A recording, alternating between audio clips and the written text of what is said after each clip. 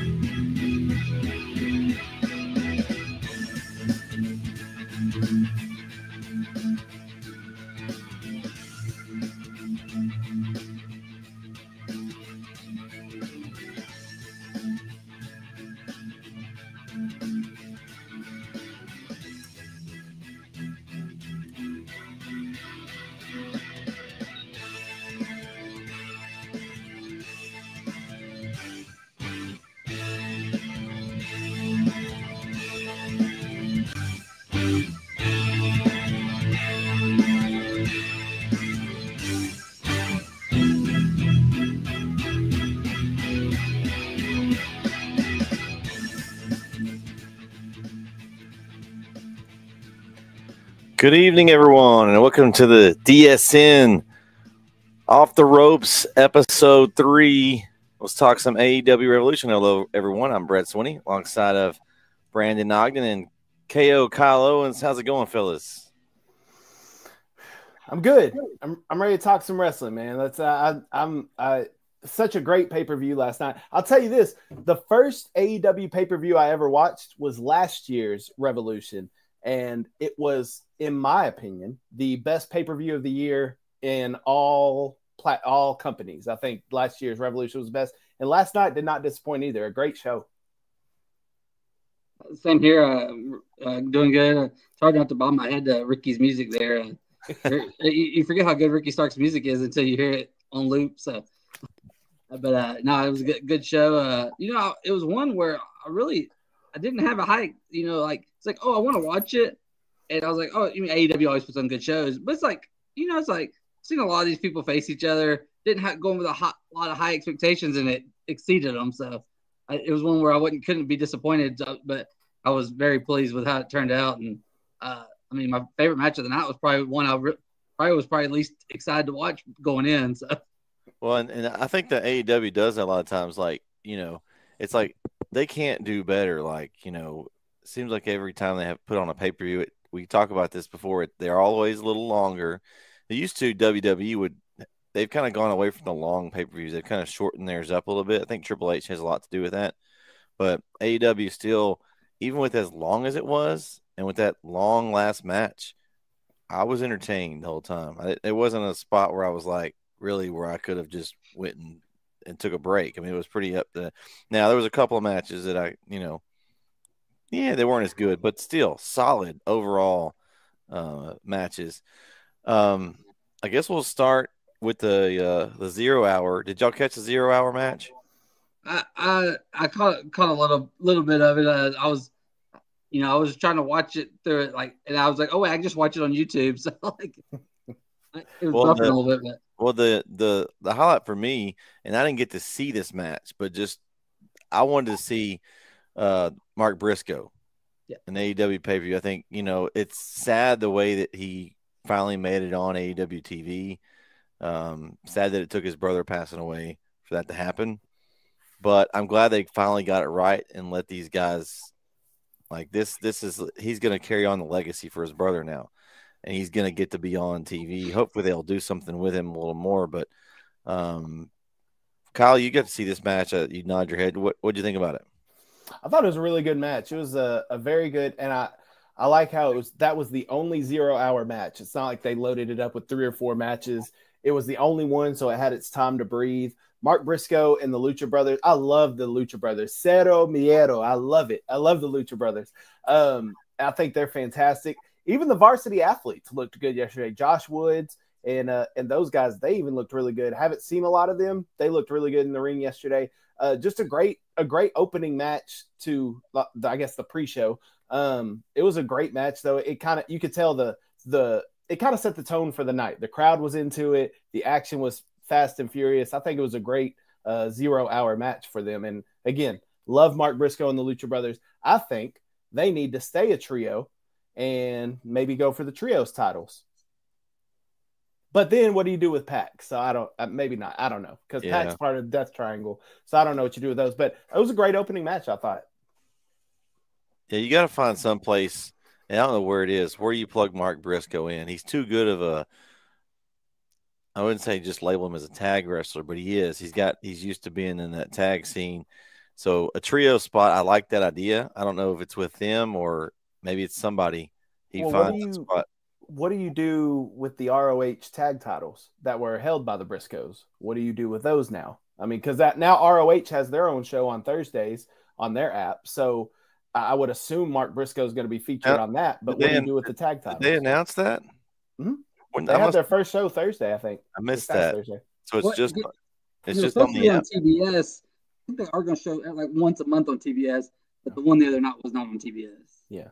Oh. But that's my question. I agree. We need to get Mark Briscoe on TV, but you got to also rest in peace to Jay. But you got to figure out what you do with those tag titles. You can't just leave them in limbo. Does he just? He could just defend them by himself, and he could just be this 1-on-2 guy. And he just beats all his tag teams. I mean, that would be good. That redneck kung fu that he got. I mean, he could do it. He could tell a story there. How he's fighting for his brother, and he's inspired, and he's so inspired that he can't be beaten 1-on-2. I don't know. Yeah, I don't know what they do with that, but I agree. More Mark Briscoe on my television, and I would be A-okay with that. But yeah, it was a great match. More Lucha Brothers too. I don't know what's going on with the Lucha Brothers. They need to be in the tag team division. More Lucha Bros. Give me a ladders match with them and anybody. Yes. Throw the Young Bucks. I could watch them and the Young Bucks jump off ladders and any kind of objects all day long. Yes. Well, we got to see them for 7 straight weeks with the Young Bucks. So. Yeah. Well, that's the thing. I think that's what they know. People love to see them go at it so much that they're going to tune in every single time. Mm-hmm. They did all those different matches, and it was, something different all the time. Yeah. So. It was a great kickoff, though. Yeah. I mean, I liked it. And we'll move over to the actual pay-per-view itself here. And I'm not saying that I don't like to see Chris Jericho. I think he's a great heel. He still has great heat. I like he put Ricky Starks over in this one. I had a feeling that was the way it was going to go. Especially you ban JAS from ringside. That's only the way Chris Jericho wins these days. Banned from ringside. Yeah, they banned him, and then they ended up showing up. Yeah, and I know that was kind of interesting. That's kind of why I went with the music. The Revolution. This is the Revolution pay-per-view. This is his pay-per-view, and he led off with a good, solid win from Ricky Starks. I like him, but I feel like he needs to go after a title at some point. It's his time to go after. I don't know if it's the TNT title, maybe first, or maybe an ROH belt, something. Before last night, he was the last one to face MJF for the title. That's true. I was actually there that night, and he, great match. I mean, you knew he wasn't going to win, but it was a great match, and it kind of put him in that spotlight for a little bit. So, well, that's the problem though. Now that you're running into MJF is not losing that title this year. He's not losing it this year. But then, and I know we'll talk about this later, but now you just took the TNT title off Joe. You can't really take it off Wardlow now because then you kill Wardlow's momentum, which brings me to Wardlow and Hobbs next week makes zero sense because who takes the fall there? If you give Wardlow the loss, then he's held the belt for Samoa 3 Joe days. Comes in, Samoa Joe intervenes and interrupts and makes a DQ. And then probably a triple threat after that. But it's tough because there's titles, but they're held by baby faces already. Like Wardlow's a baby face. Orange Cassidy is a baby face. So there's nowhere for Ricky Starks to go. That's kind of the issue with MJF holding the world championship in the reign that he's on. Well, I don't know what Ricky does. I know you talked about it, Kyle. You said you're done with this match. So you're done with him and JS and the whole. Yeah, this should be the blow-off match. Moving on. So where do you see them going then? You have any idea?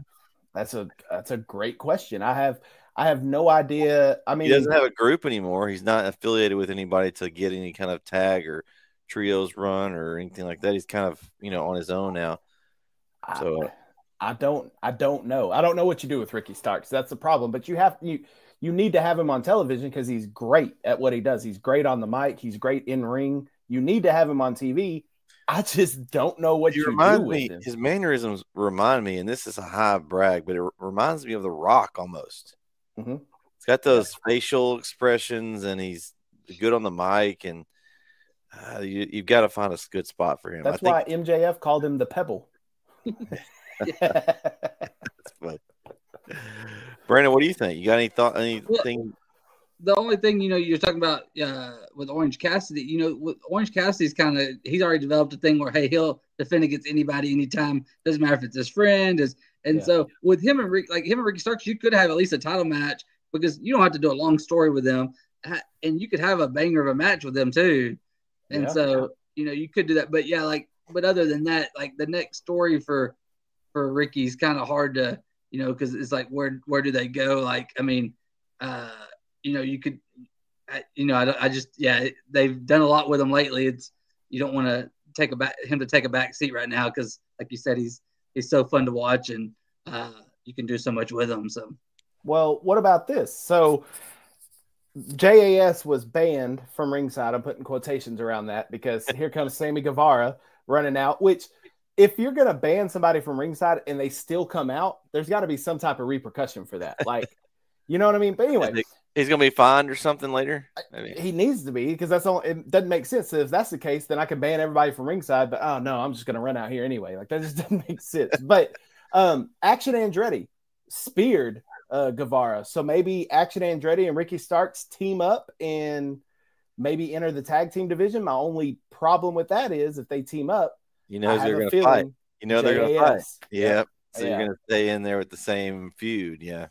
I feel like Jericho's done his job and put Ricky Starks over twice because Ricky's done beat him twice now. So Jericho and Ricky Starks, they should be done for now. And Ricky needs to move on. I just don't know what he moves on to. The only thing I could think is teaming him up with Action Andretti, but then we run into the issue. They may be going right back to the same rabbit hole we already just came out of. Do you know that the one thing they haven't really done, and I've been waiting for this to happen, is when is Mr. I want to call him Jack Swagger, but he's not Jack Swagger anymore. When is that gonna be? Jake Hager. Jake Hager. Yeah. Eventually he turns on Jericho and they have a feud, right? I mean, do something with him. He's one of the most wasted talents on the roster, honestly. They haven't yet to do anything with him since he was there besides being Jericho's lackey. That could be a good match for Jericho. He finally is fed up with being second fiddle to Jericho, and he turns on. He's got enough people in JAS. He doesn't need him too. So I just wonder how long it takes them to do that if they ever get to that. But he likes his hat. I like this hat. That's all he says in the promo. I like this hat. He's he's an incredible in the ring too, but they don't use him because he's an actual wrestler. MMA guy. Yeah. I don't understand that really, why they haven't done anything more with Hager. I think that's a problem that AEW has too, is their roster is bloated. They have too many stars and not enough TV time. So you get 3 hours of television a week with Dynamite and Rampage. I mean, there's Dark and Dark Elevation too, but 3 hours of television a week, that's a Monday Night Raw for WWE. There's just so much talent on that roster. And they've done a good job of creating stars too. Mm-hmm. Something that WWE doesn't do very well. Right. And so then they create all those stars, but their main problem is getting them on TV. As in WWE, honestly, you've got the Bloodline, Sami Zayn, Kevin Owens, and the rest of it, I could almost care less about most of the time. Yeah. No, that's a good point. WWE does not do a good job of. They got more television time, but they don't have anything to fill it with. No, I think if AEW, AEW needs to make Rampage live. It needs to stop being taped. Rampage needs to be live, and I think you move Rampage to 2 hours, just like Dynamite. Make it the SmackDown to Dynamite. Do you move it to match up against it and have a Friday Night War? I don't think that's going to go well for AEW. Well, it's just truthfully. because is it because they're not on a network TV versus? Do you think that matters? I just think it's the SmackDown is such a known commodity, and Rampage has been garbage with it being taped. I don't think, for me personally, if it's on at the same time, if I had to choose SmackDown or Rampage, I'm watching SmackDown 10 times out of 10. Yeah. I would like to see them move it to Thursday, get it off of Friday, because there's, other than Impact or New Japan Pro Wrestling, there's no wrestling on Thursday. You got ROH now you're putting on Thursday. Yeah, but that's taped from Orlando. So, Yeah. I mean, Or are they going to try to compete against their own programming? You know? I don't know. That's, you know what? Next time we do this stream here, we need to get Tony Khan on here so we can ask the hard hitting questions. Yeah, and I keep waiting, and I wish they would do it. Somebody needs to go head up against Raw, because SmackDown, I think, is a lot better programming right now than Raw. I think ain't nobody touching Raw. It could be trash, and there's still 1.8 million viewers. Like, it's not going anywhere. Who is watching that? Because if you put, I mean, I get it, I watch it too, but if you put a quality AEW show up against what Raw usually puts out, I'm gonna watch AEW, and then I go back and watch Raw, maybe not live. But yeah, at least now you can record them. It's not like when we grew up, when we actually had to choose between Nitro and Raw. Yeah, I don't know. I feel like that WWE's it gives them a pass, because no one will try to compete with them. I know, WCW tried to do it back in the day, but I honestly think that AEW does such a great job of creating talent and building storylines up that they could compete at some level with them. Well, I agree to an extent, but the other thing is AEW is supposed to be the alternative to WWE. So I don't think it's wise for AEW to try and go head up with WWE. I think that's a bad idea. But like they're doing it now on Wednesday, where, okay, I can watch Monday Night Raw on Monday, and then I can watch Dynamite on Wednesday.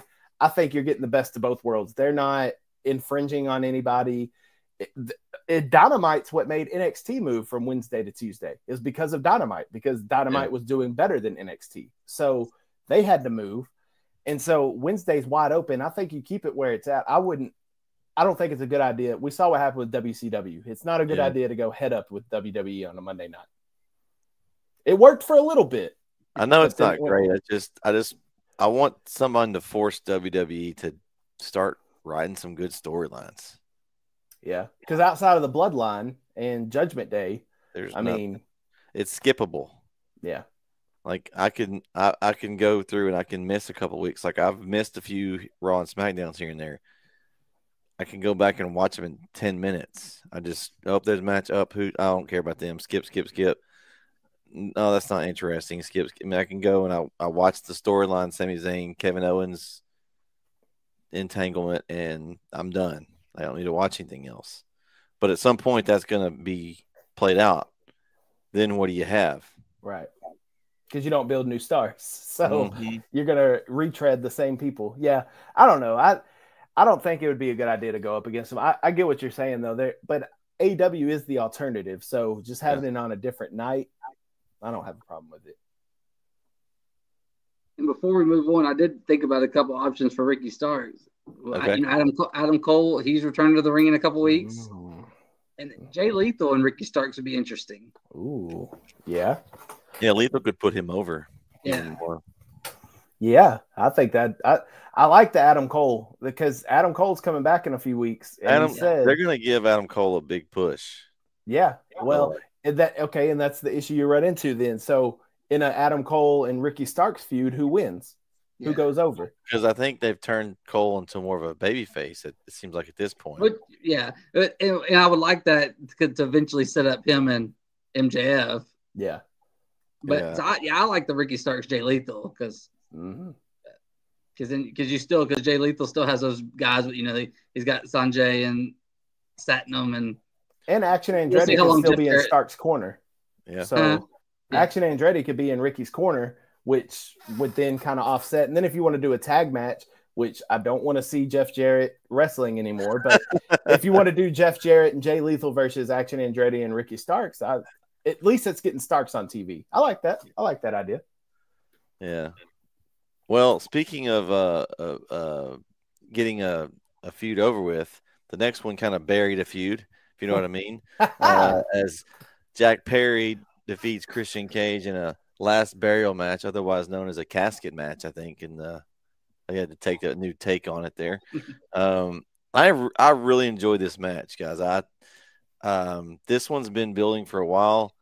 I think actually there were some injuries that kind of extended this feud out to where it is right now, but I kept waiting for Luchasaurus to come out there and do something. Never saw him, so I think that may still be something that maybe Jack Perry has to overcome at some point, because I don't think he's done with that. But I think the Christian Cage thing is buried here. This was an excellent match. I enjoyed this from start to finish. From Jungle Boy coming out there in his old school like street fight, just jeans and ready to go, from Christian wearing a turtleneck with its sleeves cut off, a tank top turtleneck is what he was wearing. Christian's fantastic. He is the ultimate villain. He plays the villain role to perfection. Getting FU Christian chants and he's just smiling. He's just loving it. I thought the match was absolutely great. It was brutal. You could feel the animosity between the two. It jumped off the screen, and I was so excited. I think I popped just as loud as the audience did when Jungle Boy finally hit Christian with a concerto. It's like, yes, finally. Now he was torn about it, but he finally did it, and man, he smacked the heck out of him with that chair. The chair bent really good. Yes. Now, quick side note: do we know the secret to the concerto? How do they not smash their heads? Are they hitting the other side of the chair? Yeah, I think they're like hitting the other end of the chair so that it hits in. Yeah, it looked brutal, but you could really easily hurt somebody. Yeah. Yes, but it looked brutal, but it was. I mean, that's everything that match needed to be. I think this is the perfect. And I like the way that he, paid his last respects there at the end before he shut the gave him a little kiss. I think that was and the pyro with the casket dropping was neat. He had to basically bury his mentor, basically. Yeah, that's what ended up happening. So, Brandon, what's your thoughts? Yeah, I didn't get to see a whole lot of this match. I saw, it was going in and out. Well, AEW's is like 3 dots. Brandon, I need to hook you up. I need you to hook you up with my my pay-per-view provider. Yeah, but after this match, starting the next match, I saw the whole rest of everything without much interruption. So it was just this match kept going in and out a little bit, and I saw the finish though. And I'm yes, Christian's the villain or whatever, but I'm always going to root for Christian. Jack Perry's cool, but I'd like to see Christian win. So it's like I've always been on the Christian side of the storyline, but Jungle Boy, he is what he is. And you mentioned Luchasaurus. I think, unfortunately, I don't think we're completely done with this feud just yet. And the only reason I say that is because Luchasaurus, I think, will come back and then eventually turn on Christian. And I think Jungle Boy and Luchasaurus get back together for Jurassic Express, and I think they become a tag team again. When that happens, I don't know. But I think going forward, because same question we asked about Ricky Starks. What do you do with Jungle Boy now? Jungle Boy. Yeah. I mean, what do you do with him? There's nowhere for him to go. He's been like with this whole Christian Luchasaurus feud for so long. It's like you don't know what to do with him. Yeah. And he's another one. He is, how Reggie Jackson's Mr. October. I think Jungle Boy is Mr. AEW pay-per-view because he just puts on bangers on these pay-per-views. Like, he is fantastic. I'm a huge Jungle Boy fan, but I don't know what you do with him. I don't know. The only thing I can think is Luchasaurus comes back and you put him in the tag division. And I know I said the same thing with Ricky Starks, so let's just load up the tag division, I guess. I don't know. Well, I have a lot more faith in AEW coming up with something than I would if this was a WWE. 100% in WWE's realm now. if Triple H was still completely in charge, then I would have faith in Triple H. But since he's kind of since we got the old man coming back, I don't trust WWE. I don't even not even. I mean, Triple H has done some good stuff, but not even now. I think I still trust AEW more than even if Triple H is solely in charge, because honestly, the bloodline thing kind of fell into their lap. To be honest, I don't know how much that was like. That could have been several years back because when Roman Reigns was getting booed, I'm like, just put him with the Usos and form a heel group. Like I was saying that 2 or 3 years before this happened, and I just think it's a natural thing. It just kind of fell into place and fell in their lap. Now they've done a good job of continuing it, but to me, like at some point, Roman's going to lose the titles, probably at Mania. Usos are going to lose the titles, probably to Owens, and then once that's done, can they do something to continue it or keep something going that's going to be interesting? Because I don't have much confidence. Did you hear who's about to possibly get involved? It sounds like they're going to do something, but they're going to kind of create some buzz between Rikishi and Paul Heyman. Oh gosh! And kind of like who's the wise, and then get Rikishi to come to. Hey, as long as he comes out and does his dance. Yeah. As long as he does a stink face to Heyman. I don't know. I'm with you. I think they will book.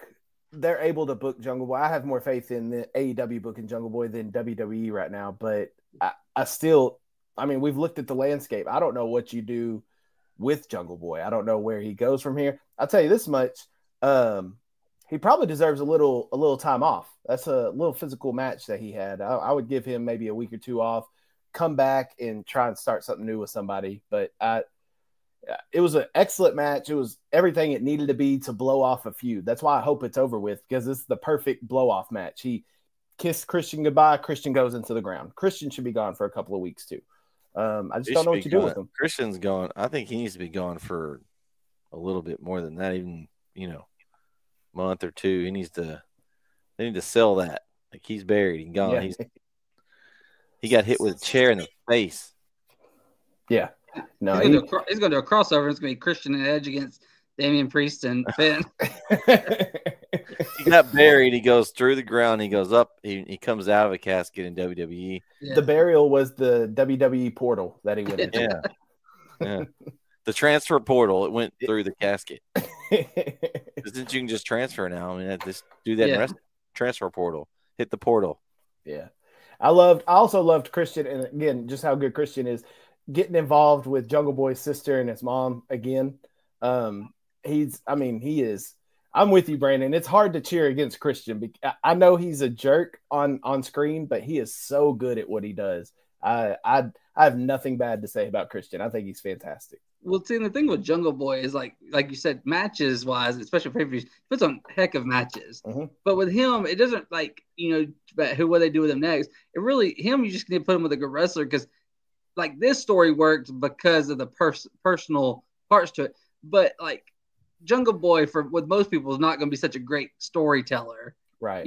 He's not. That's not. His wrestling matches are incredible. And he's not a great promo either. He's not great on the microphone. Yeah. So like for the story, it worked. The story worked because of Christian. Yes. But wrestling match wise, that usually they put him with another good, wrestler, and then they'll put on bangers and matches. Have Nick Jackson get hurt, just have him and Matt Jackson fight or something. Oh my gosh, yeah, that would be great. Yeah. Speaking of the Jacksons, guys, hey, good job, Brandon. Good job, Brandon.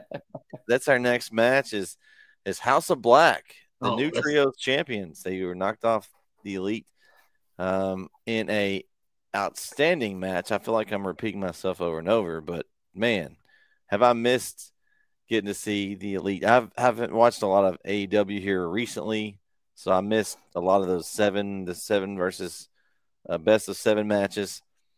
There was something we did. What was it? Oh, wait. It was the wrap-up show a lot of Wednesdays missed for me over the last little bit. I try to catch up, but I missed seeing the Jacksons on TV, also Kenny Omega, and they just deliver. And but good. This is good for the House of Black. These guys needed something. The Jacksons, Kenny Omega, they don't need the titles, honestly. They can have feuds without them. But I think this is a need that House of Black needed these titles. It'll be interesting to see where they go from here. But, man, this was a great match. Other than the main event, this was the match of the night, in my opinion. This was an absolute banger of a match. I mean, all 6 of these guys are first class in professional wrestling. They are. I love Buddy Matthews, Malachi, Brody King looks like a freaking savage out there. And then, of course, the Elite, the Young Bucks and Kenny Omega are top notch. So you weren't going to have a bad match, but this was an absolute banger. Here's my issue I have, and seems to be kind of the issue with AEW too. You took us on 8 weeks because they took a week off. You took us on 8 weeks of a best of 7 series, which the outcome was kind of, they were finishing in LA where the Young Bucks are from. Like, you knew the Young Bucks were going to win it and the Elite. So you took us on an 8-week journey with fantastic trios matches with the Death Triangle. They won those titles, 2-3 weeks ago? Maybe a month ago?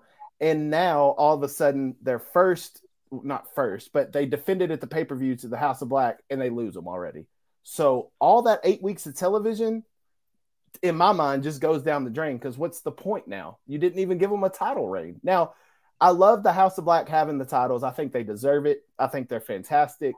My issue, though, why did we have 8 weeks of matches or 7 matches when you're just going to give it to the House of Black at the next pay-per-view? That's my only issue I have with it. They needed some matches. And I wonder, and this is something we have to talk about.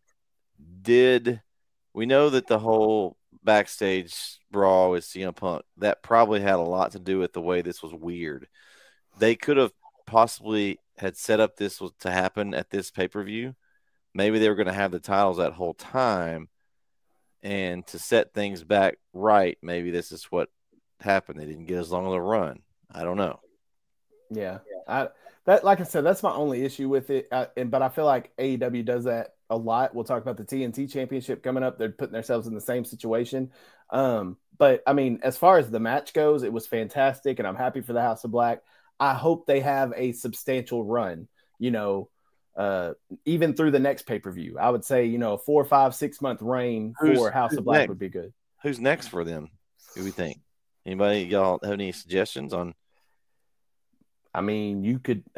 They just did it, but Death Triangle versus House of Black with Lucha Brothers and Pac versus House of Black. Be an epic match. Mark Briscoe and the Lucha. I mean, there are a ton of trios. What about the Acclaimed with Daddy Ass? That would be entertaining. I don't want to see Daddy Ass in the ring anymore either.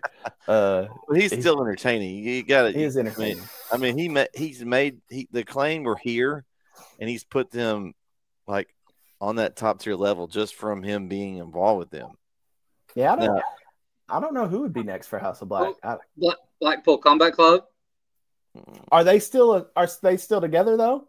Well, I think they are, but like I was kind of hoping we'll get this later, but I was kind of hoping maybe one would kind of turn last night, during that last match. But we'll get to that later. But I mean, it's hard to tell if they are. I think they technically still are, but it's always Wheeler Yuta. His gear always has the Blackpool Combat Club stuff on. Well, I know Wheeler and Claudio are for sure in. Moxley is sometimes with them. So, I would do Wheeler, Claudio, and Danielson now. Since Danielson lost this match. Well, Danielson hadn't been involved with the Blackpool Combat Club in a couple months. Yeah, well, since Regal left, so it's hard to tell. So yeah. But I would like that. But if so, you could do that. Yeah, no, 100%. I would Moxley, Claudio, and Wheeler versus the House of Black. Take my money. That's going to be a banger.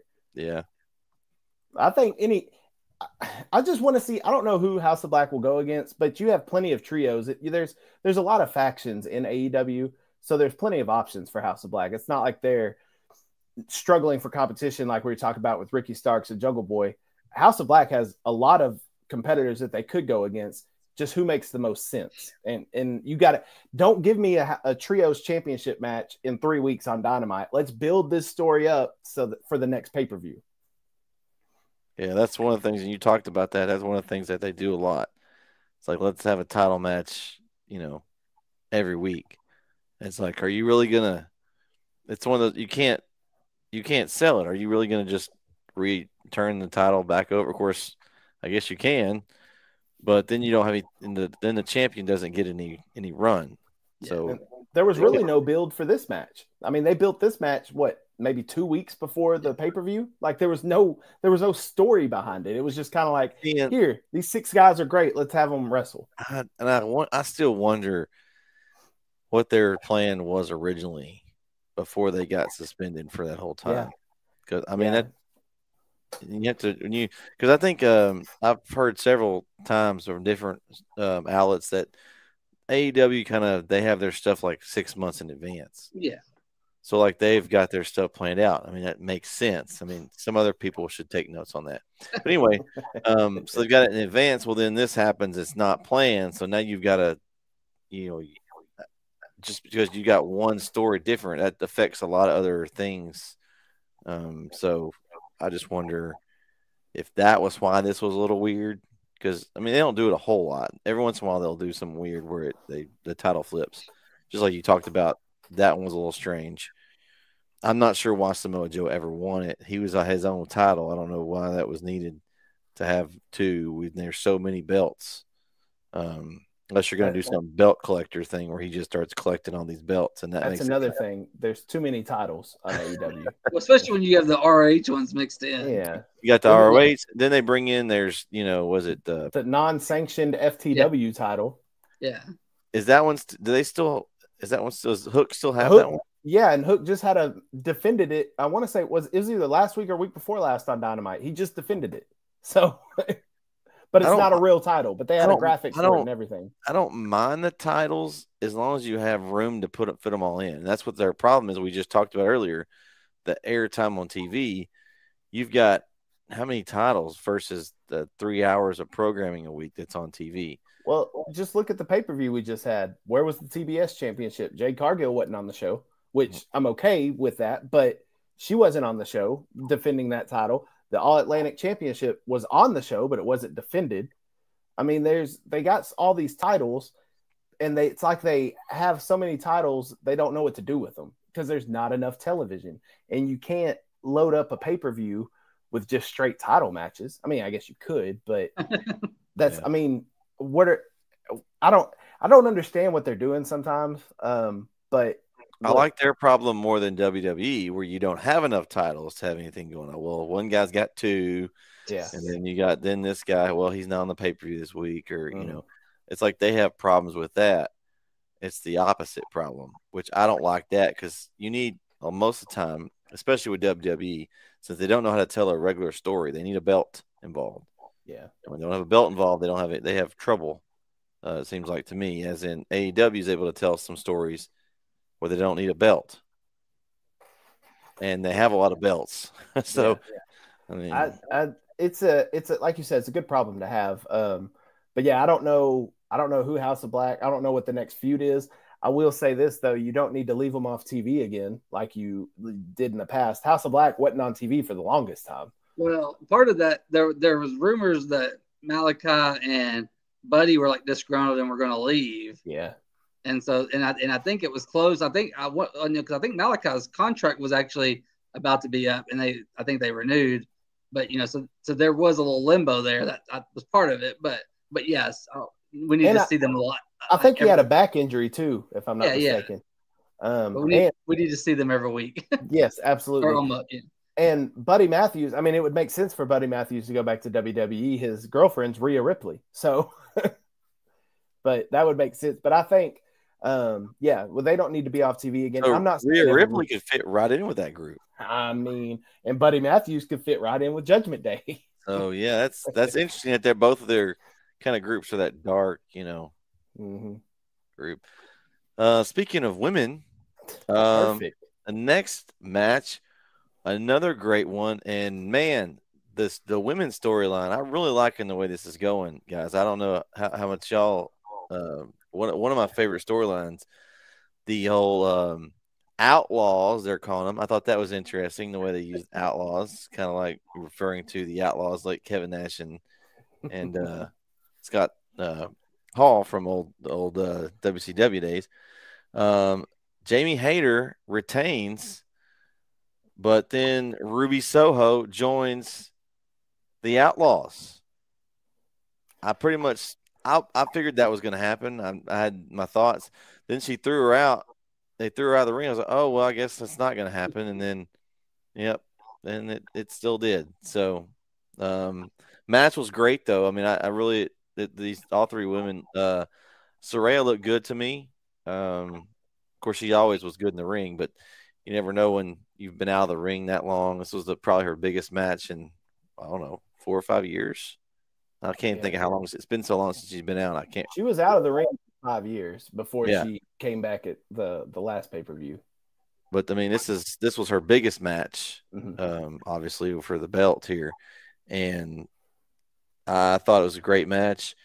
It's still weird to me of how we got from Jamie Hayter and Britt Baker, like, railing on the crowd, and all of a sudden they have completely flipped them. AEW does a really good job of like subtle, like complete turns with their face and heel characters. Like it's like all of a sudden in a week or two's time, Baker's gone from being hated by everyone. Now she's the babyface because she's the original. I really like the way they did that. And I wonder if they're going to build something up with a big group on both sides. Now you've got 3 women on the side of the Outlaws. Now you've got Hayter, Baker, and I don't know who's going to join them now, but you got a really good kind of a women versus women match that they could do with this. I got a couple of options for you. Where's Thunder Rosa? Where's Serena Deeb?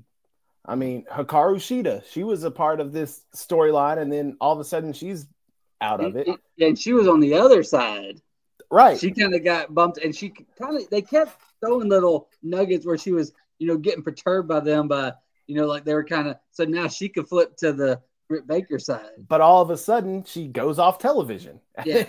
So she's if you're one original, you got Sheeta, Rio, which I don't want to see Rio, but Nyla Rose, and then someone that would have been cool to see to come out last night when they were attacking would have been Jade, just to get the to get the pop and then just come out and have a little. But they need to get the TBS championship off of her without her losing somehow, because I want to see her make a title run. But she needs to somehow she exchanges that for a title match. Yeah. Because she's that titles is basically non-existent now. I mean, she built it up, but now it's like, okay, Jade's gonna win again. Okay, I mean, she's not facing any real competition. Like Red Velvet's not winning the championship. Like, I mean, let's be honest here. So she hadn't. I mean, there's no competition for that, which is why isn't? Where's Thunder Rosa? Where's Serena Deeb? Where are all these people? Well, like is Thunder Rosa? Is she still hurt? Because like she's on the radio every week, but like I think she's still hurt.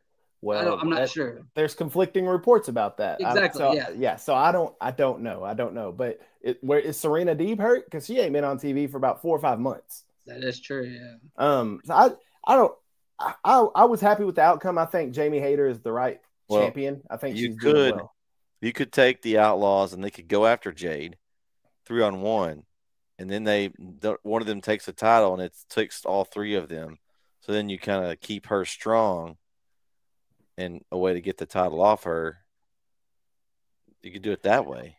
Oh, another one I just thought of, because thinking about the TBS championship, here's who I think should take the TBS championship. She was hot before she got hurt. Chris Statlander. Yeah, I was going to say the alien girl. Yeah, Chris Statlander. She was on track to beat Jade. I think the original plan, we were talking about original plans. I think that was the original plan, was to have Stat beat Jade for the TBS championship, and then Stat got hurt. What about Ember Moon? She's got what's her name now? Oh yeah, She could be on Athena. She could be an Yeah, outlaw. where'd she go? Where She's do these gone. women go? I don't know. She could be an outlaw. She could join Team Outlaw because she came from WWE. But Statlander, if she returned and joined Jamie Hayter and them, that'd be cool. But I don't know when she's set to come back. So. Yeah. And and with all the talk, I know she's the IWGP champion, Mercedes Moné. She could join the Outlaw group. She could. As part of so AEW. They're gonna have like 8 people. I mean, then you're setting up for a blood and guts match. Yeah. With the women. I love to see those kind of, like, you don't see many women groups anymore, and I think that would be pretty cool to have, because you can run those for 4, 5, 6 months, have people turn and show up, and and you have so many different matchups you could have. I mean, you could you're not facing the same people over and over, so you kind of mix it up. Yeah, that's a good point with Mercedes. When I think she's got to land in AEW. She ain't going back to WWE. I think we can. That's out.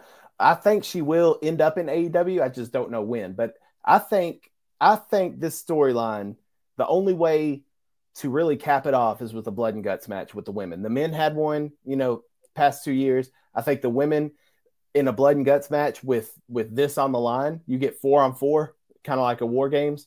You get 4-on-4 in the blood and guts. I think that would be a fantastic match. I don't know how AEW would feel about putting Saraya in that physical of a match when she's, returning after 5 years. I don't know about that, but I mean, you could kind of protect her with 8 people in the match. You can kind of protect her where she doesn't have to take these big bumps.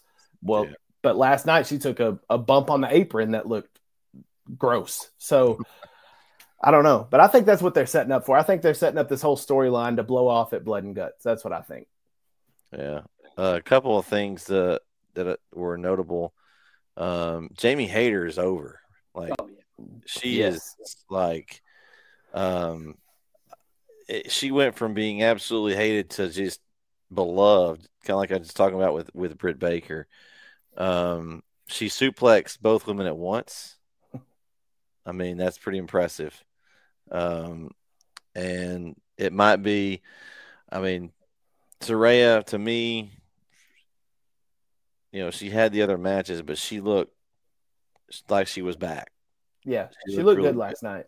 The rust or the everything I think has kind of been worked off. I think she's there, and this storyline, I mean, to me, it just reeks of NWO. You're painting people, you're painting L's on people. I know that I guess it's for loser. I'm guessing is what L means. I don't know if they've ever really. I've never heard them mention what the L means. You may have missed it on TV. Did I miss that, or they said anything about? I'm assuming that's what the L is. It's almost like D-Generation X, old school D-Generation X. It's got the lime green. Mm-hmm. Yeah. So that interests me where they're going to go with that. But I mean, man, they've got some good stories going there that are going to carry over. I'm excited to see where this goes Wednesday night. I also think because I think there's going to be blood and guts between the women. I think after that, I think Britt turns on Jamie, and we get that's what I've been Britt waiting for. But now you can't do it because they gotta let this simmer some more. And is they're going to try to keep her face while she's got that show that's going to be all about. I guess she's going to be all in there with Adam Cole. That's true. That All Access show. Yeah. So kind of like when they would have the Bellas and stuff, they would keep them faces during when they had the shows on because you want people to watch. Right. They want to like. And not that people wouldn't like her, but if you're a face and they're more likely to, hey, I want to see what goes on in the show. So, man, speaking of blood and guts, there was a lot of that in this next match, dude. Whew. Can I just say before we get into this, and I tweeted this out, I was physically uncomfortable watching this. Like, was it the fork? It was the fork because he literally looked like he was stabbing a body with blood squirting. This is stuff you see out of movies. I was physically sitting there like, dude, this is a little much. Yeah, my daughter was like, "Hey, what's he doing with that?" I'm like, Your daughter was watching? The kids were watching. My son was watching too. Well, he's like, yeah, Kristen couldn't even. She was in the room and she's like, "What is he doing?" I'm like, it was graphic. It was him. One of the more graphic matches that I remember seeing. It seems like that. And no offense to Moxley, but it seems like every match he's in now is a bleeding match. Well, you knew last match was going to be, but yeah, the regular pinfall matches will be like that. He's bleeding no matter what kind of match. And I don't know if it's just because he's busting himself up so much now that he just bumps himself and he just starts bleeding. But man, I liked Renee's reactions on Twitter. I didn't even see those. Yeah, she was adding a couple little commentary during just kind of like, hey, she was kind of uneasy with it too, you know. Dude, I mean, it. First off, another, again, the word of the night or the phrase of the night, a banger of a match. It was absolutely fantastic, but it was uncomfortably gory and graphic to me. And another issue AEW has is they show blood so much that it's kind of losing its effect now. Like this match specifically was tailor-made for blood. Like, yes, you should absolutely be bleeding like a stuck pig, but like Brandon said, every pinfall match he busted open. Once you see blood so much, you just get desanitized to it or desensitized, and it's just. I mean, last night is not the best example, but there was like 3 or 4 matches that had blood last night. Yeah, because even like I know it was an Iron Man match for 60 minutes. It's gonna happen, but even the MJF Bryan Danielson match had it. And like, you don't really need it with it because that's supposed to be 60 minutes of technical greatness. Well, FTR came out and Dax Harwood was bleeding. He busted open. He didn't even do anything. How? I never saw it. I was going to say that. I was like, he comes out and doesn't even really do anything, and all of a sudden he's busted open. I mean, he cut his head shaving. It's just AEW, and I like the fact that AEW shows blood because WWE doesn't. And I think there's feuds where it needs to happen, like Edge and Finn Balor. That blow off when it finally happens needs to be bloody. Like that's how that needs to end. So this one right here with a Texas Death Match, you knew it was going to be graphic, but my gosh, we're talking bricks and chains and chairs and barbed wire. Curb stomp on the bricks. Did you hear them do the the Seth Rollins with Moxley out there? That was. The crowd was awesome, but the match was the fantastic. Chain. That was a nasty final spot there. Yeah, I was like, oh my gosh, you're gonna kill him. Yeah, he was hanging with the chain over the rope like that. And I thought that Adam Page was about to do a dead eye on those bricks, and I said, man, this is not gonna end pretty. He didn't get to, but I mean, and then the one where Hangman was up on top of the turnbuckle and Moxley pushed him off, he nearly missed that table. Oh, yeah, so he only caught part of it. Yeah, it was physical, it was graphic, it was everything that a Texas Death Match should be, and I think the right person won. I'm glad to see Hangman win and get him a dub. He got him new entrance too. He did. Now I saw on Twitter they said Mikey Ruckus, who makes a lot of the entrances for these wrestlers, he said that was a one-off, that it's not going to be his normal theme. But I kind of enjoyed it. I kind of liked it. But I like his regular theme too. So yeah, I kind of thought it was strange not hearing his regular one, but I was like, oh, okay, this is cool. The match was fun though. Like I said, if you were eating dinner while you're watching this match, it was a terrible idea. But it was good though. I enjoyed it. Yeah, the fork was definitely interesting. There was a power bomb on the chair that was close to being disaster. 2 chairs in the middle, back to back. And if he'd have moved, oh man, and that's what impresses. And there's a lot of wrestling haters out there, a lot of professional wrestling haters. Oh, it's all fake, blah blah blah. It's not fake; it's scripted. There's a difference. It's just like watching a movie. The stuff they're doing in those movies isn't realistic either. It's scripted. Anyway, that's beside the point. But the technical prowess of these wrestlers to know, hey, I can throw you right here and it'll hurt, but you're not going to die. Or I can put this barbed wire in your face and yeah, it's going to hurt, but you're not going to have any long, like the thin edge that these wrestlers are on with these moves is amazing to me. Like it just blows my mind that there's not more injuries than what we see. It's crazy to me. So here's, and this is something that point that I noticed. Why would you wrap barbed wire around your own hand? Every time he wrapped it around his leg. With it, to hit somebody with it for like 2 seconds when it's like now it's like inside your hand now basically. We needed more blood on the match, Bret. That's why there wasn't enough blood. Oh, one problem I had though is the Texas Death Match and like Hangman was out of the ring and then the refs counting out. Why was there count outs? I don't think there was a count out. There was a like if you were down for 10 seconds, there was a count. But like because the Hangman he was standing up like he had already. Because it was like at 6, and he was already standing up. He was out of the ring, and Moxley was inside, and he was still counting. And I was like, "This doesn't make sense. We can't have a Texas Death Match in a count out." No, I think it was like a 10 count for being down. So I get that, but he was already at 6. He was already standing up. He just wasn't back in the ring yet. Were both of them up? Yeah, Moxley was standing in the ring the whole time. Well, then maybe he messed up. I don't know. Well, yeah, the AEW refs do have a tendency to do that. Especially like Rick Knox and there's the other one too that Aubrey. Well, yeah, but there's the other guy that they tend to mess up a lot. Oh, the one that was in the Iron Man match, Bryce Remsburg. Yeah, Remsburg. Yeah. By the way, we'll talk about this coming up, but in the tag team match, there was also Aubrey made a mistake. How are you going to stop the Acclaim from using a guitar in a no DQ match? Why are you stopping that? There's no disqualification. What are you doing? Anyway, just is that another segue? No, no, there's nothing. No segue. I don't know how to segue that one. Hold on. Give me a second. We can segue into this. Speaking of rivalries, Samoa Joe and Wardlow. Oh yeah, that was that one. That rival that's been how long? I forgot about that match. I thought we were going to the tag team because I forgot about this.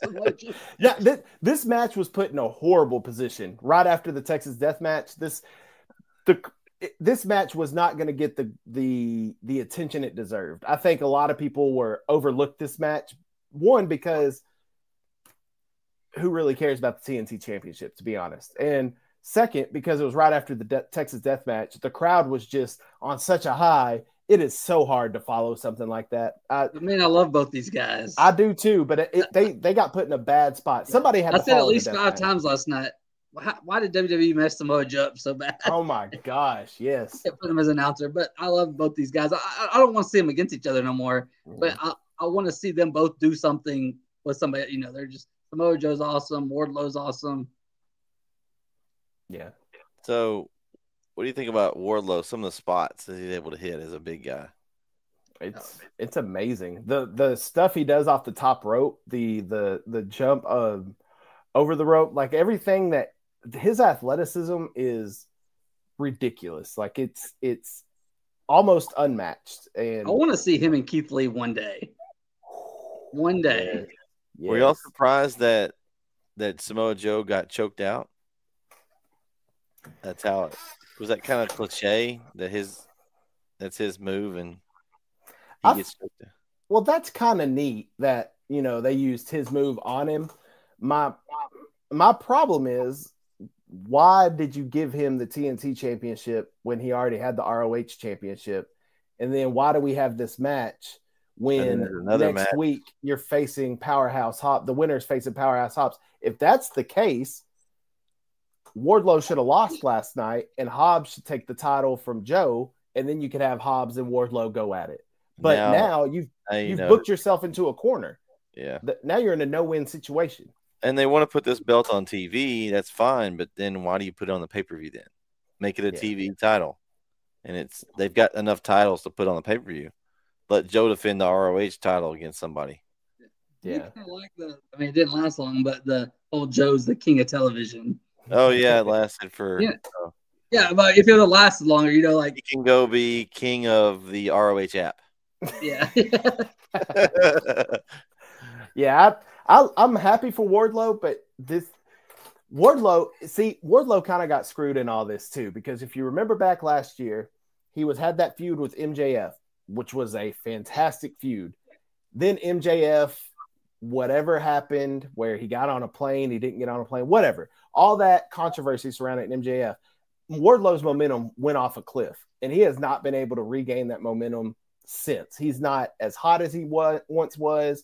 He's not getting the pop that he used to get. He doesn't even have the Goldberg-esque entrance anymore where people yell out Wardlow. Yeah. He doesn't have that anymore. So and he lost his hair. Now he looks like Frankie Kazarian out there. But now you've booked Wardlow again, where kind of damned if you do, damned if you don't. You're hurting somebody, because this match on Wednesday, if Wardlow wins, great. Now, why did Powerhouse Hobbs win the brass ring then? Or it's going to be a DQ. I have a feeling you're right, which would then set up a triple threat, I think, with Joe, Wardlow, and Hobbs. I don't want to see that either. Yeah. The only thing I could think of when they show Powerhouse Hobbs up there with the big ring is the Sonic the Hedgehog. Because they look like those gold rings that the Sonic collects. Yeah. Yeah. Bling, bling, bling, bling. It's like they're trying to create their own thing, but it's just weird that it's just this gold ring thing. Yeah, it looks like a donut, really. Yeah. But I this match again, I like Joe, I like Wardlow, I really do, but it was put in a horrible position on the card, and the fact that this TNT Championship has been bouncing around from competitor to competitor. Nobody's had a solid run with it. I think because I feel like Darby Allin just had it. Yes, and yes. So that's Speaking what I'm Darby saying. Allin. Where is Darby? That's a great question. Where's Miro? Yeah.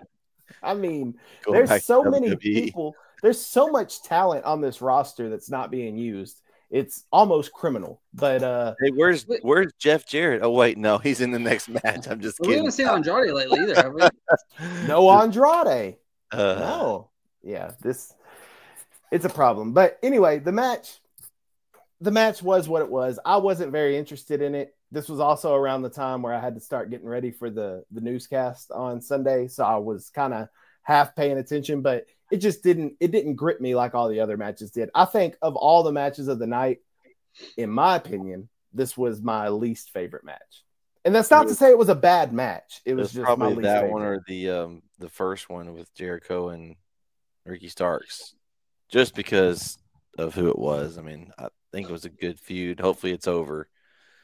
But this one, I think it was just in a bad spot. Yeah. I think you're right on. I think that's really what hurt it. Anybody following that Texas Death Match, though, would have been, I mean, other than maybe MJF Danielson, any other match would have fell flat, I think, after that. I think the crowd might have died if you put those two back to back. Yeah. The Chase Center would have been a crime. It'd have been deflated. Yeah. So this next match, y'all are going to have to catch me up on this, because when did the Guns win the tag titles? And how did that happen? Like 2 weeks ago, right? I missed that. Because I came out, I saw this match. I'm like, did they steal the titles? Nope. Why are the Guns the AEW Tag Team Championship? And now they're doing something. Well, we'll get to this. But like doing of all the tag teams they have, all the great tag teams. It's not like we're in WWE where there's not that many great tag teams. All the tag teams that aren't being used too. Yeah. The Guns. And I was excited to see FTR back, but don't want to see them against the Guns. No, I will say this though: the Guns are growing on me a little bit. I think they're very good in the ring. I think they play their role very well. I love them with the Acclaimed. I just, yeah, they're growing on me a little bit. I will admit that. Now, Jay Lethal and Jeff Jarrett or Triple J, get them out of here. I like Jay Lethal. I love Jay Lethal. I can't stand Jeff Jarrett. And where do you stand on Sanjay Dutt? Oh my gosh. And Satnam Singh. All of them. The whole group could just go, give me Jay Lethal as a single competitor and I'll be happy. They're going to ROH maybe. Probably. Well, they are ROH. Yeah, Jay Lethal's ROH. They'll go on ROH. I think and then You know who I really liked in this match? Danhausen. Danhausen. That's the most we've seen him do in AEW. Did he look like a Orange Cassidy twin with face paint, or was it just me? Kinda. Yeah. I mean, like and he was like using his moves and stuff. That was the most action he's had in AEW. He is hilarious. But with the two of them together, you got him with his face paint and his cursing, the other wrestlers, and just his animations, and you got Orange Cassidy, like, whatever, I don't care. Yeah. You know, the two of them, I think, would be a cool team. Like, as far as to go on a little bit of a run, and you know, he uses his powers, and he makes somebody trip or they fall. Just something stupid, so stupid it'd be hilarious. So I totally missed though. How did they get in the match? I missed that part. So Wednesday night there was a fatal 4-way or whatever, and the winner won, and the best friends were supposed to be in it. Trip Beretta and then we're supposed to be in it, but they got attacked by, I forget who they got attacked by on Rampage, and they couldn't compete. They were not cleared to wrestle. Yeah, so Orange Cassidy and Danhausen teamed up, and then they won it. The Battle Royal. It wasn't a fatal 4-way. It was a casino Battle Royale, and that's how they got in it. I love Orange Cassidy. He's from wherever, weighing whatever. I just love it. That's why I think those two together are just like, they're a funny duo, and they're not just comedic. They actually can go in the ring. Well, that's a lot of people have the wrong misconception on Orange Cassidy. Yes, his gimmick is, I don't care, whatever. I don't care about anything. But he can go in the ring. He is good. He is dang good in the ring. So, Danhausen, I think this was the best I've seen Danhausen look in the ring. He hadn't been in there much, but he looked decent. He looked decent. I didn't really care for this match on paper, simply because I think it would have been better with the Guns and the Acclaimed one-on-one. I don't think it needed Jay Lethal and Jeff Jarrett, Orange Cassidy, and Danhausen. I don't think we needed that. Did they do that to protect the Acclaimed? I think so. I think the Acclaim wasn't taking the pin. But I would have preferred to see just a one-on-one tag team match. But I mean, it was an entertaining match. It was entertaining. But Max Caster, his rap beforehand, I was disappointed. He was offbeat a little bit. He didn't have the punchlines that he normally has. I'm disappointed in Max Caster's freestyle. Listen. Yo. Hey, here, I'm reading something here, and see if y'all notice this. Someone said, why did Austin and Colton each have half of Shawn Michaels' entrance outfit? Look, that's the first thing I thought about. I can't remember which one it was when they were showing him on screen. Whoever was on the left, maybe it was Austin, I think. But he had that little mesh shirt, and it looked like, I was like, man, it looks like HBK. Like that's a Shawn Michaels lookalike. I mean, this match I guess it needed to be on the pay-per-view, but I could have done without this. I think the match itself could have been done on a Dynamite and been completely okay. The best part of it was FTR coming out at the end. I'm so glad FTR is back. There's been a lot of talk about them. Are they going to WWE? Are they done with AEW? It's good to see them back. And I'm not thrilled to see an FTR and Ass Boys feud, but I think, FTR may win those titles back. Do you think that Billy ever goes back with his sons and helps them keep the titles longer? Or do you think I like what he's doing with the Acclaim, but do you ever think he goes, because at some point, this matchup, FTR, the Guns, total mismatch, right? On paper. On paper, but the Guns will do something nefarious where they keep the titles, I'm sure. So we don't think that Billy comes back with them and helps them keep the titles and ends up turning? Not now. I don't think it happens now. I think eventually he does end with his sons, but I don't think it happens now. I think what they got going with the Acclaimed is too hot right now for it to take them away. Yeah. But it would get a ton of heat on the Guns if he turned on them. So I don't know. But I mean, he turns on them, and then it sets up an Acclaim Guns match where the Acclaim ends up taking the titles back.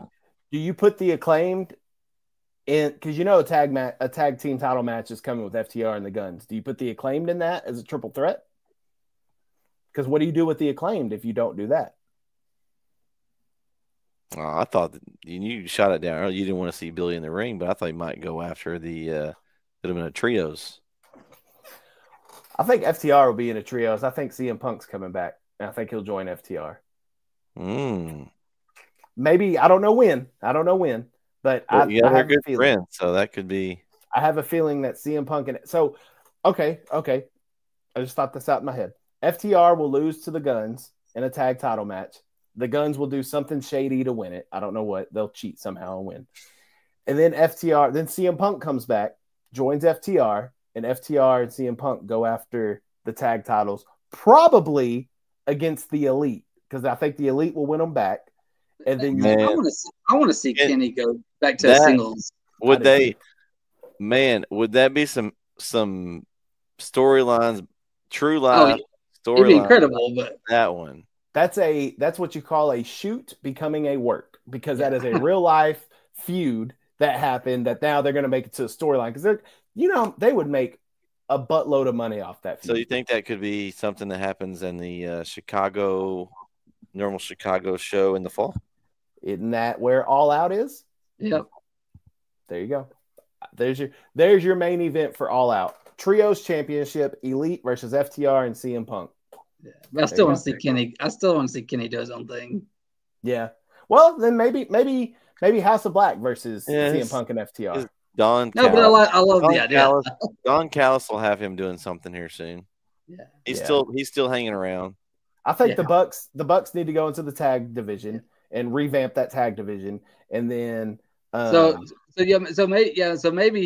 FTR just takes the titles and we get Bucks and FTR again. I'm okay. Take my money. And then Punk comes back, and then we just get Punk and Omega. Punk and Omega. Either way, I think Punk's coming back. I think they're going to turn this whole Punk situation into a money-making event, and he's coming back. Everybody wins. Everyone makes money. Yeah. Everyone wins. Yep. If it was a female feud, I'd say, but you know how the guys' feuds are. That happens, and once you fight, you become friends again. Yeah. It's like, okay, so we can either let this get in the way and make it, or we can turn this into something. Yeah. Sell some pay-per-views. Yeah, a lot of money. Yeah. Make some money. Yeah. Hey, let's do that. How about that? All Out in Chicago, CM Punk will be in the main event. Mark my word. We will come back in the All Out wrap-up show, and we'll be saying, Kyle, you were right. You called this 6-7 months ago. I hope you are right. I'd love to see that. I usually am, Bret. The first match of that night will be MJF against Jungle Boy. Okay, I'm gonna start calling you Corey. I do have a ton of theories about wrestling too, so hey, you can start your own theory. The KO theories. You should start your own. Look, I got plenty of them. Make you a t-shirt. Make me a t-shirt. Yeah, I got plenty of theories. Okay. One of the theories is I'm better than you, and you know it. That's a good segue into the next match. As man, oh man, what a match! How many people thought? I know we probably all thought MJF was going to win, but man, there's a couple of times I thought Danielson's going to win this match. They did such a good job of selling that. I mean, it was incredible. The MJF has it all. MJF has the look. He has the charisma. He has the mic skills. He's got the only thing people were questioning about MJF. I don't know why I want to keep saying MGF. MJF, Maxwell. The only thing they were not sure about was his in-ring work. Could he go 60 minutes with one of the best wrestlers in the world? And he did. He did that. There is nothing more for MJF to prove to anybody. He is, I'm not going to go out there and say the best wrestler. He is one of the best wrestlers that's ever done this. He's fantastic. He threw water on an innocent little kid. I was going to say, what I was going to bring up. I don't think that was I think that was just off the top of his head. He did that. That was definitely not planned. After the show, they brought that kid back stage and let him meet his favorite wrestlers. There's a picture of him with Powerhouse Hobbs. So AEW took care of him. But yeah, that was definitely not planned. MJF is a jerk, and I love it. Oh, he's so good. He's definitely the best heel in wrestling. Oh, dude, so good. But yeah, I'm with you, Brett. I did think a couple of times that Danielson may pull this off, but in the back of my mind, I was like, MJF is not losing. Like, I don't know how he's going to do it. He is not losing. But I did enjoy the fact that they kept it just these two people in the ring. There wasn't outside interference. It was one-on-one, mano-a-mano. They even had a great spot early in the match where they just kept kind of reversing each other's moves, just and showing the technical wrestling that MJF is capable of. Bryce Remsburg earned his paycheck with all those, his hands probably worn out. Get that man some ice. He was all over the place when they kept rolling around and he kept trying to count it. I haven't seen many Iron Man matches. I must admit, I haven't seen many of them, but this had to be, from everybody I've heard talk about it and from what I've seen, one of the top Iron Man matches of all time. This was fantastic. It was everything you wanted.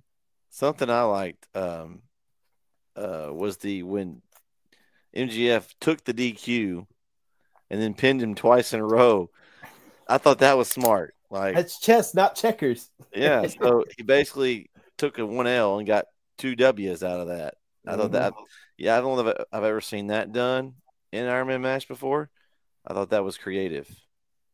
There's a lot of creativity in this match between the two. And I think the toughest thing to do in a match like this is, it's going 60 minutes, is to keep that crowd into it, to keep the crowd engaged. And MJF, and then I thought they were going to end up with a draw. I was like, no, what are we doing? I was like, Tony Schiavone saved the day. I was like, no, this is not going to end in a draw. All that. Yeah, no, that's But I like that. You, after the fact, I liked that they did that. Like that, because I'm sure I wasn't the only person that was upset and ticked off. And then, oh wait, they're gonna have a sudden death. Oh, well, that makes sense, obviously. Yeah, I wouldn't care to see an Iron Man match probably the rest of the year, because there's only certain instances where this is warranted. But this was one of them. Yeah, like this is the first one I've seen, and it's the first one we've had in AEW, right? I thought that Brian, they were talking about it during the match that Brian had been in an Iron Man match. Yeah, with who was he in there? Wasn't it? It was Hangman. Hangman. It was Hangman. Yeah, I was gonna say Kenny or Hangman. Yeah, He went 60 minutes. He may have went with both of them, but I know he went 60 minutes with Hangman. That did end. Kenny was just like Kenny was a TV time draw. Oh, okay. Well, yeah, I know he did have an Iron Man match with Hangman though. Yeah. But yeah, we don't need to see many of these because that's tough. It's tough to live up to that. You set a bar like this, and you have the next one like, oh, that's not even more close to this other one. I don't. I know MJF did it as safely as he could, but with all the neck injuries that Bryan Danielson has had, I'm not a huge fan of him getting pile drive through a table. Oh. That's to me, and I understand the match, I get it, but to me, that's an unnecessary risk that you're putting Danielson at. That spot, as cool as it looked, was not necessary for the match. When anything goes wrong, he breaks his neck. One, he could die or not wrestle ever again. And tombstone MJF from the turnbuckle. Yeah, that stuff like that, like with Danielson, that's just I cringe. Even the one where Taz was like, "That's how I broke my neck." But you could see MJF had the back of Danielson's head and shoved it down to make sure it wasn't. I know he was being safe, and I know they're professionals, but it makes me uneasy knowing the history of Danielson's neck that he's doing these high risk maneuvers when it's not really necessary. Yeah, I think it only works when it's someone like MJF doing it, though. Yes, yeah. He's got that where he doesn't care. He's going to do whatever it takes. Yeah, but he's, as much as he doesn't care, he is very safe with what he's doing. He's professional. Yeah, which that's what they say about Sami Zayn. Like Sami Zayn, from the stuff I've read, Sami Zayn is one of the safest workers in WWE. Now, he does a lot of crazy things, but he's safe with it. And again, that brings me back to my point where it's amazing how these athletes are able to go out here, hit these moves, and not break something. Us three could go out there, have a triple threat, and we ain't getting up tomorrow. Yeah. It wouldn't take much to nail to not get up tomorrow, honestly. Look, I'm not going to lie to you. Friday night when I got home from Prosper, I woke up the next morning, Saturday morning, and my left hamstring was sore because I had to walk up some steps. You didn't have to carry like the camera equipment this time either. You were just carrying your laptops. I just carried my body weight, and apparently that was too much for my left hamstring. You sure you weren't trying to shoot the ball for Mineola or something? No, they could have used it on Saturday. Though. They could have used me. I know it's not a basketball podcast, but yeah, quick off detour. That's okay. It happens. I mean, I want a pretty good ball myself, so it's hard not to talk about that when it is all you've done for the last 2-3 months. But this match though it was fantastic. Had the right outcome. I don't know who's immediately next for MJF. You take a break where I'm not gonna come to work for a while again. Well, I think Moxley, Hangman, Christian, Jungle Boy, MJF, and Danielson should all have Wednesday off. They do not need to show up they do not need to be on the show. We named some people that we need to see them. I mean, we have exactly a whole show we could to do without any of those guys. I honestly don't think MJF has another match till the next pay-per-view. Now he might. Well, I mean, this was his first one since December. He only had 9 all the year before, so that's part of his deal. He's got that Roman Reigns deal. Yeah. But you appreciate it more of a Brock Lesnar deal. Yeah, I was about to say you appreciate it more when you see him in the ring. And he's not like Brock Lesnar because MJF can actually wrestle.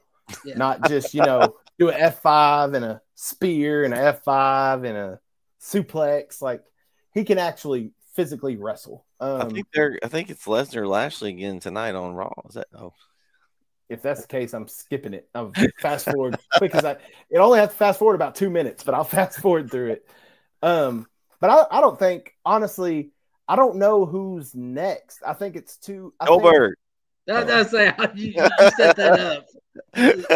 Set up on a tee for me. He even got off. He left. I think it's too soon. I think eventually at some point Jungle Boy will face MJF. I think it's too soon for that. We just had Ricky Starks face him. Darby Allin? Maybe. Yeah. Yeah, I can see that at the next pay-per-view. Do you think it's one of those three that beats him eventually? Or you think it's somebody else? Like, because you talk about the 4 pillars. You got Starks, or you got Guevara. Of course, he's a heel now too. Those original, young talents that AEW's kind of cultivated. Or do you have someone else? I'm going to be honest. I don't know who I have beating MJF because like I said, I don't think he's losing the rest of the year. He's going to take the title with him to WWE. He's gonna, He might. No, I don't know. I just don't know. I could see him doing something like that though, or trying to take the title with because he's always talking about 2024. He's going to be a free agent. He has a lot of comparisons to CM Punk with his pipe bomb promo. The same thing CM Punk did, winning the title and leaving the building. I mean, I could see MJF. He's coming out on Dynamite saying, my contract's up. I'm taking it to WWE. Hello, Trips and jolly old Saint Nick. Like I can, how MJF is. But right now, I don't know in the immediate future. You could put Hangman up against him at the next pay-per-view with the way Hangman just performed against Moxley. He's got Mox behind him now. You can do a Hangman MJF. Still need a little bit of break though. Yes. 100%. Well, the next pay-per-view is not till May? Is it May? Is that All or Nothing? Yeah, Double or Nothing. Yeah. Yeah, in Vegas. I think that's Memorial Day weekend, I think. That's a quick turnaround for them. They normally take like 5 months before. Right. So I think give Hangman a couple weeks off to get those fork stabbings out of his head. And then I think that's the next one. I think Hangman MJF at Double or Nothing, because I just don't know who else you would. I don't know who else. If they sign somebody else or somebody. They don't need to sign anybody else. They can't get the people they got on right now. I didn't say they needed. Just not yet. I didn't say they needed to. I'm just saying, that's usually how it works. Yeah, That's one of the things that you didn't see. I mean, I guess you had FTR returning. AEW has been real big about somebody's going to show up that you weren't expecting, whether it's a new signing or somebody returning or on their pay-per-views. It seems where's like Swerve? He's hunting for Keith Lee, I guess. That's another one. That's another one. AEW has so many people that they can't put on TV that are great quality wrestlers. Very disappointing. So overall, an A. Anybody disagree with that was an A show? No, I think A is a good rating for that. So it didn't have Bobby Lashley or Brock Lesnar on it, so A plus for me. No Goldberg, no. One match I promise you I will not watch at Mania is Brock Lesnar and Omos. What about Bobby and Bray?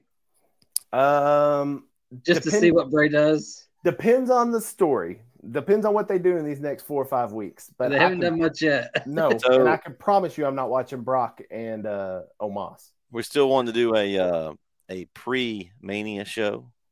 Yeah. We should make our predictions before the show. Do some predictions. Yeah. And we'll have to figure out how we want to do the Mania one after that. There's 2 nights. Yeah.